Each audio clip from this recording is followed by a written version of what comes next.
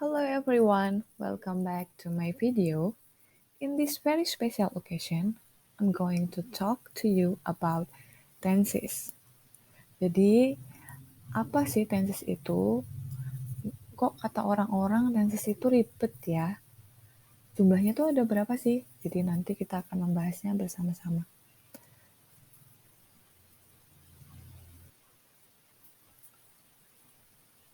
What is tense? Kalau dalam bahasa Latin, tense sendiri itu artinya waktu. Jadi apa yang berhubungan dengan waktu.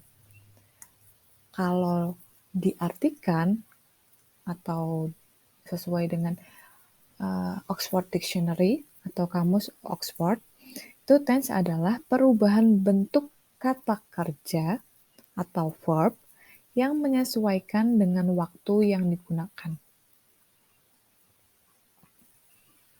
Jadi, ketika kita membicarakan waktu, itu nanti verbnya bisa berbeda. Jadi, kalau waktunya saja itu nanti berbeda atau berubah, verbnya juga akan berubah.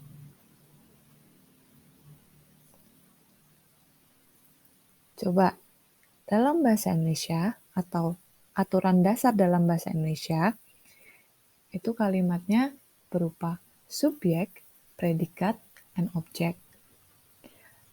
Ani sebagai subjek, mencuci sebagai predikat, dan piringnya itu sebagai objek.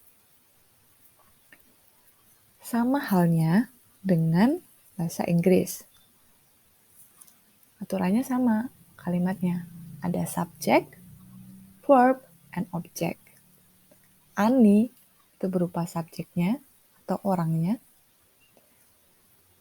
Was itu verb atau predikat. This is itu objeknya.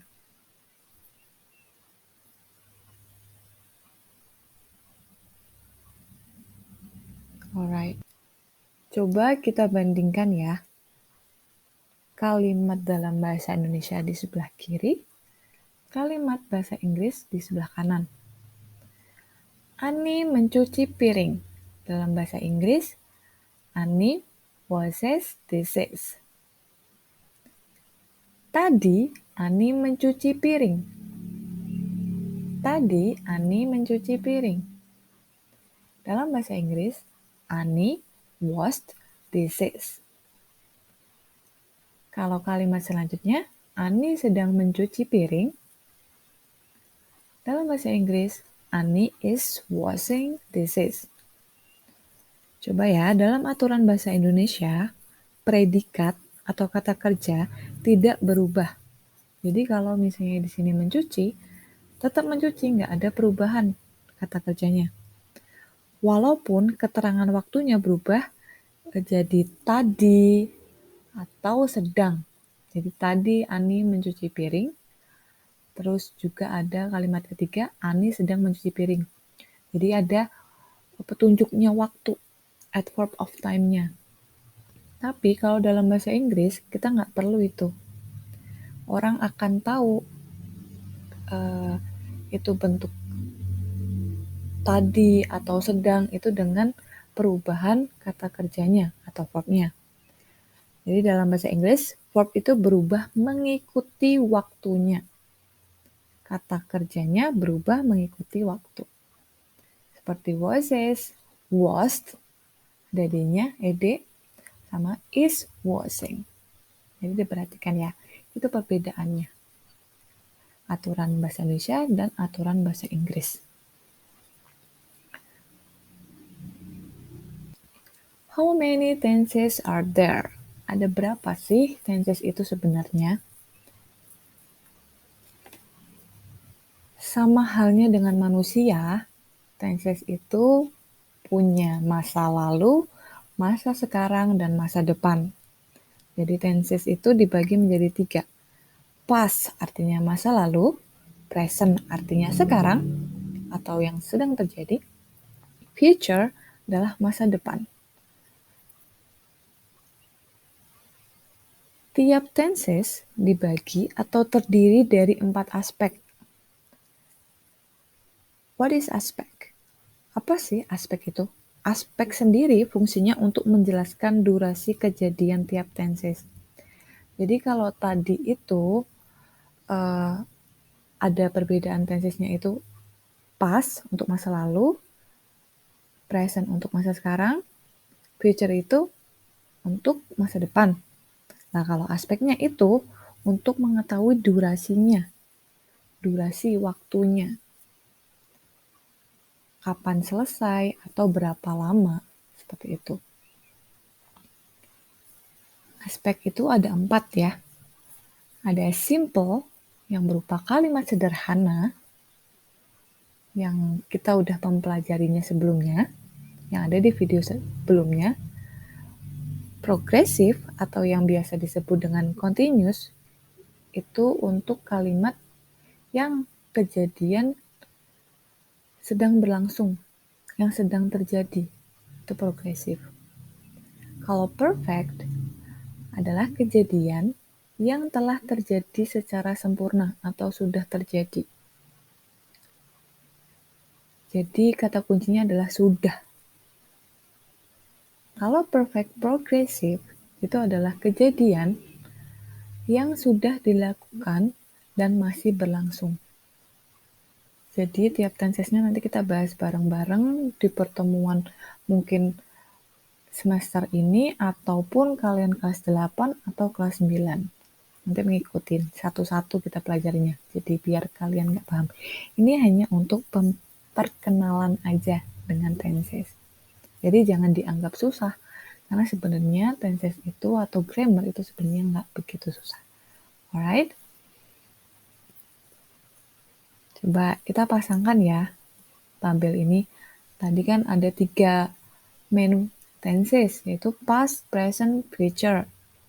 Masa lalu, masa sekarang, dan masa depan. Itu digabungkan dengan aspeknya. Jadi ada kalau past itu bisa past simple, past progressive, past perfect progressive. Kalau presentnya sama digabungin juga present simple, present progressive, present perfect progressive. Future juga ya, future simple, future progressive, future perfect progressive.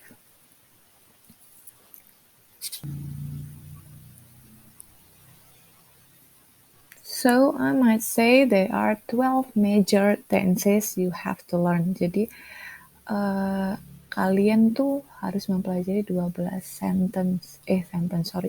tenses yang tadi itu ya.